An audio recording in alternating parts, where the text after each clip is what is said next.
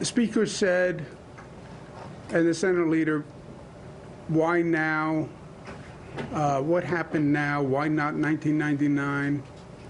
That is the question. To me, I hear it, why did it take so long? But I think it wasn't just about Mr. Floyd's death. I think it was the cumulative impact. I think all the names on that list did not die in vain.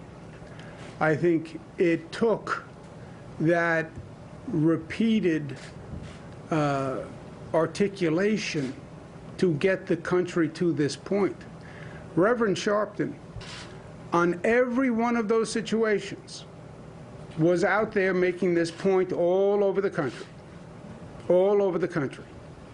And finally, the country heard. But the reason we're here today, make no mistake, is because Reverend Sharpton and good people across this country were out there making the point every time, over and over and over again. So Eric Garner did not die in vain. Sean Bell did not die in vain. It took a number of lives, unfortunately. It took a number of injustices, unfortunately. But each one was a part in getting to today. And it was Reverend Sharpton standing up and making sure the people of this nation heard every time every injustice happened. And that Reverend, is a special ability, a special contribution. And you have been there year after year after year, and we all respect your effort. We thank you for what you've done. We thank you for your voice, which the nation has heard, this state has heard, and not only did we hear you, we're going to make a difference, and this state is going to make a difference, and I believe it's going to be a difference that's going to resonate all across the nation. Because what we're doing here, making every police agency come to the table with the community, that should be done in every police agency in this country. Together we'll make it happen. Reverend Sharpton. Thank you, Governor, and thank you to the Speaker and the Senate Majority Leader. Let me first say this is a great day for advocates.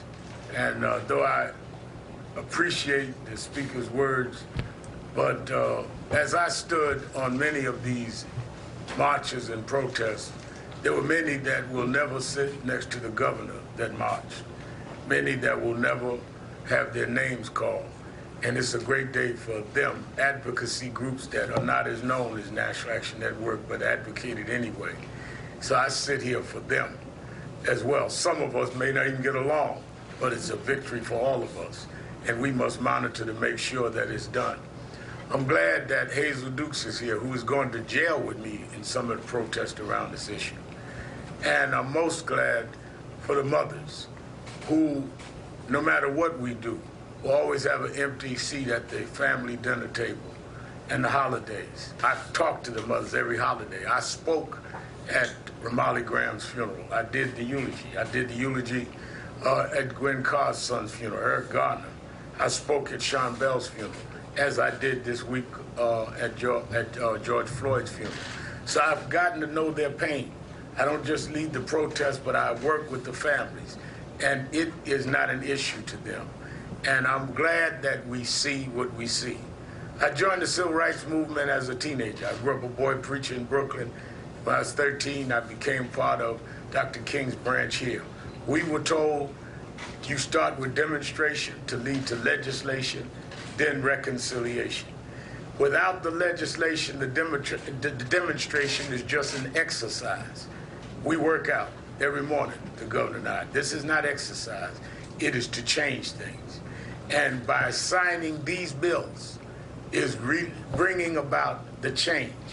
What made Dr. King's movement effective was there was a John Kennedy or Lyndon Johnson or Hubert Humphrey that is doing today. And what this Assembly Speaker and this Majority Leader in the Senate is doing is legislating what we demonstrated about. We will monitor it and make sure that it is enforced, but we had nothing to enforce, which is why we had to keep going. These bills mean some substantive change so that we won't be sitting here going over this after the next funeral and after the next situation.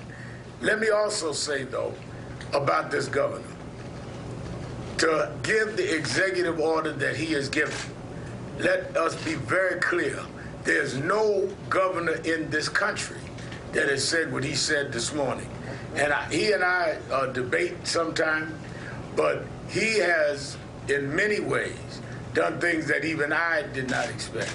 To say that every mayor must come up with a plan along these areas, or they would withhold state money, is a model for where we ought to be dealing with 21st century civil rights in this country. Make no mistake, this is a new level that all other 49 governors ought to look at.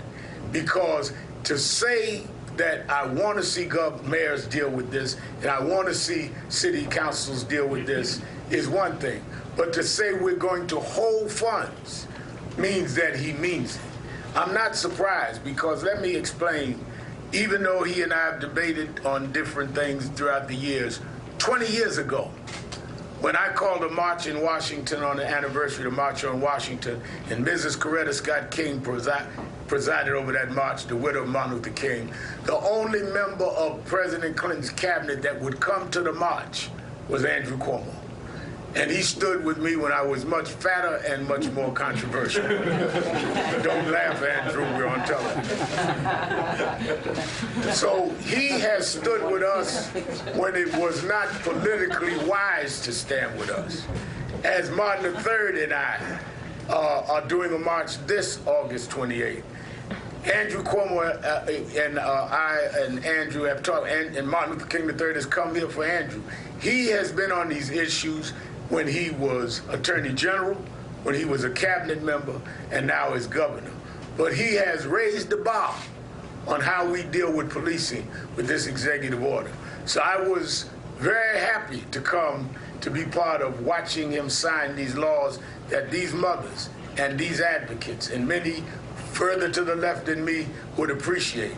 But I am beyond happy to be here when I heard the executive order, because now not only have we made an announcement, Andrew Cuomo has raised the bar.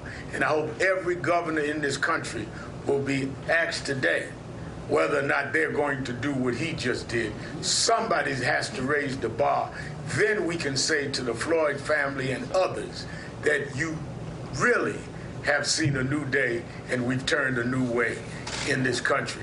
And I think that he has done that. And Andrew Cuomo knows that when I don't think he did whatever, I will tell him he has gone beyond even my expectations. So enjoy these few minutes, because but I think this is a great day. Thank you. Thank you very much, Reverend. Thank you so much. And really, you're right. We do go back a long time. But I tell you, my friend, today is because of you and your activism and all those years. And finally, the people of this nation heard. So God bless you.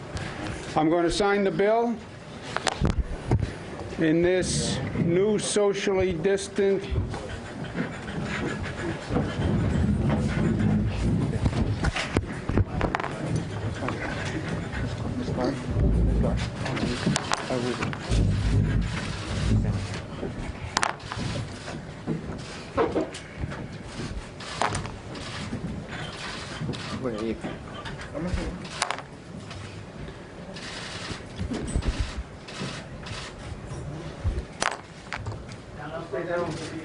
Everyone down in front, please. So congratulations, the bills are signed. Whoa.